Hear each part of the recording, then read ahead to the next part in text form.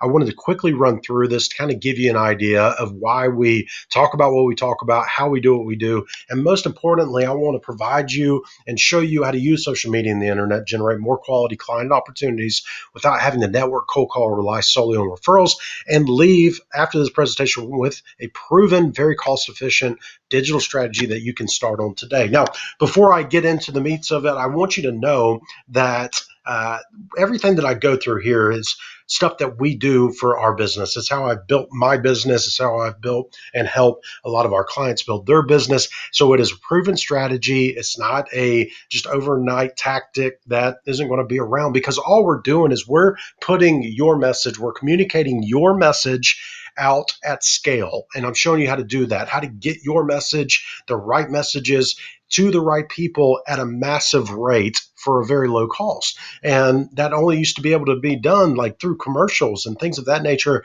but now you can do it online. And I want to show you why. So why social media and the internet? Well, you can see here the impression cost alone. You can see the difference just from Facebook all the way up to direct mail and everything in between.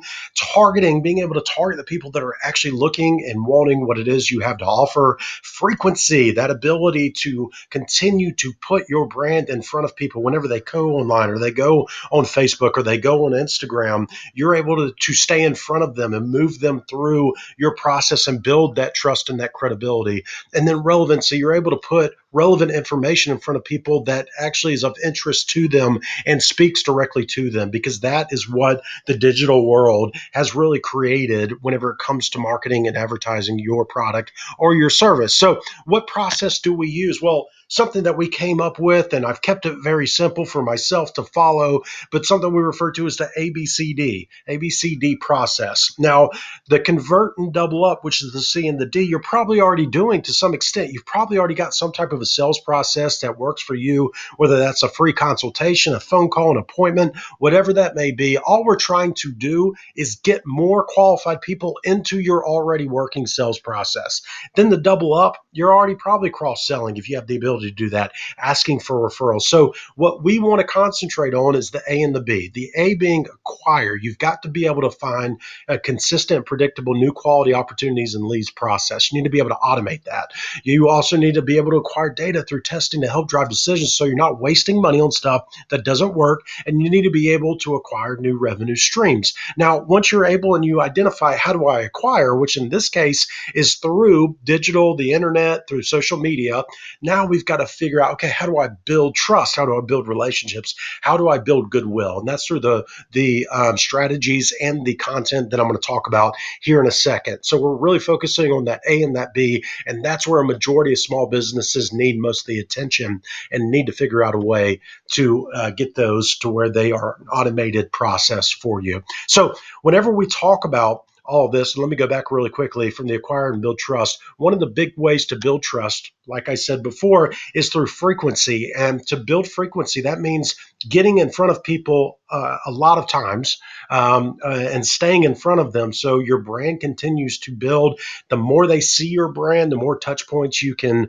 provide, the more trust and credibility you're going to build. So why is retargeting so big whenever it comes to social media? Because it's very easy and cost efficient. So who should you retarget? Like whenever you're thinking about this, what do you mean by retarget, remarket on these platforms? Well, if somebody comes to your website and leaves without taking action, which majority of them do, it's 85, 88%, something along those lines. People go to your website and then they leave without taking an action, becoming a lead, calling you, whatever action you want them to take. So if you don't have a way and the proper coding and tracking in place on your website or your sales page to get back in front of them, so the next time that they go on Facebook, they see an ad from you, or they go on Instagram or watch a YouTube video, they see an ad about with your brand there, then you're going to open it up to your competition, because what's going to happen, they're going to leave, then they're going to Google your website, which your competitors are probably bidding on that keyword through search engine marketing or pay-per-click ads, or AdWords, as some people still call it,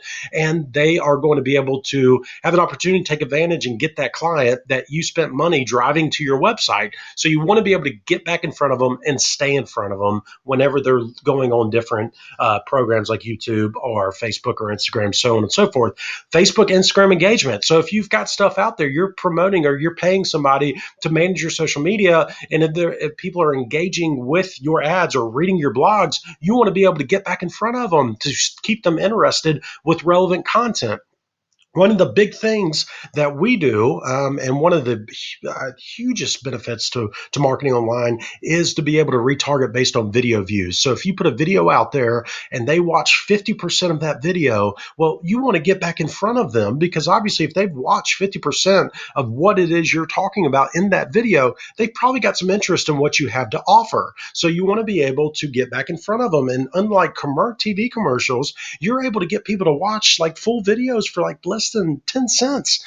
So it is extremely cheap to do this through Facebook or YouTube. And then people have messaged you. So if they're reaching out, they're messaging you through Facebook or any other means, you want to be able to get back in front of them, keep them warm. And then whenever they're ready, they have no other option but to go to you, because they already feel like they've met you, they trust you, they have all the credibility built because you've been providing them with good, valuable content. So how do you do the video strategy? Well, you just use a smartphone or a GoPro. You can get a tripod and just put it up on your desk and just have it and shoot a quick video answering these questions that we have outlined. That works extremely well if you're not sure what to talk about.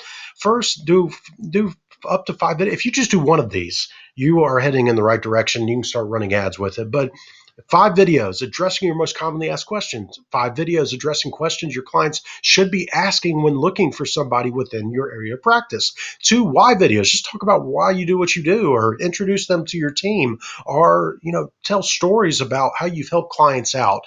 And then if you have video testimonials, use them, run ads to them. There's nothing stronger than video testimonials. And on each video, just tell people what you want them to do to enter your sales process that's already working, which can be a free consultation, it can be calling, it can be an appointment. So what should you look at with this as well is really think about the concerns and worries your target audience have. So if you're a PI attorney, maybe people are worried about losing their house or job because running out of money because they're hurt and can't work. So you just want to tell them the option and what's available. You don't want to you definitely don't want to tell them exactly how to do it, but you want to tell them what's available to them. So then they start realizing that you're watching out for them. Now, if you're completely against video, there are some other methods that you can do, like checklist or gamification, where you get them to take a quiz to opt in, and then you do the same type strategy. You just don't do it through video. You do it through written word, and then do it through an email sequence. So all of this is within this 5-step blueprint. Number one, get specific on your ideal audience.